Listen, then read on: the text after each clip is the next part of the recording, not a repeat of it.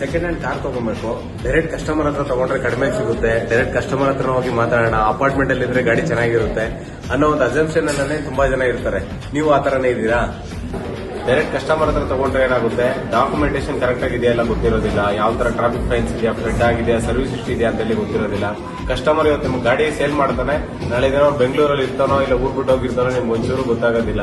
ಆ ತರ ಇದ್ದಾಗ ಏನಾಗುತ್ತೆ, ತುಂಬಾ ರಿಸ್ಕ್ ಫ್ಯಾಕ್ಟರ್ಸ್ ಅನ್ನೋದನ್ನ ಫೇಸ್ ಮಾಡಬೇಕಾಗುತ್ತೆ.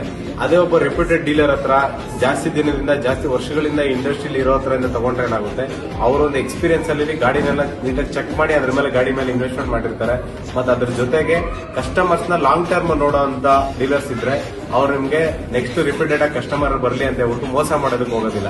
ಅದೇ ತರನೇ ನಮ್ಮ ಒಂದು ವಿಟ್ರಸ್ಟ್ ಯೂಸ್ ಕಾರ್ ಶೋರೂಮ್ ನ ಒಂದು ಸಂಸ್ಥೆ, ಈ ಕಾರ್ ಶೋರೂಮ್ ಅನ್ನೋದು ಕೇರ್ಪುರಂ ನಲ್ಲಿದೆ.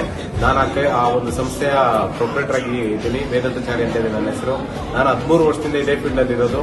ಸೊ ದಟ್ ನಿಮಗೆ ಕ್ವಾಲಿಟಿ ಕಾರ್ಸ್ ಬೇಕು, ಟ್ರಸ್ಟ್ ವರ್ತಿ ಬೇಕು, with service history, showroom recorded ಇರೋಂಥ ಗಾಡಿ ಬೇಕು ಅಂದ್ರೆ ನಮ್ಮ ಹತ್ರ ಸಿಗುತ್ತೆ. ನಮ್ಮನ್ನ ಈ ಸ್ಕ್ರೀನ್ ಮೇಲೆ ಕಾಣಿಸ್ತಿರೋ ನಂಬರ್ಗೆ ಕಾಂಟ್ಯಾಕ್ಟ್ ಮಾಡಿ, ಈ ವಿಡಿಯೋನ ಸೇವ್ ಮಾಡ್ಕೊಳ್ಳಿ. ಯಾರೆಲ್ಲ ಸೆಕೆಂಡ್ ಹ್ಯಾಂಡ್ ಕಾರ್ಸ್ ನೋಡ್ತಿದ್ದಾರೆ ನಿಮ್ಮ ಫ್ರೆಂಡ್ಸ್ ರಿಲೇಟಿವ್ಸ್ಗೆ ಅವ್ರಿಗೆ ಈ ವಿಡಿಯೋನ ಶೇರ್ ಮಾಡಿ. Thank you.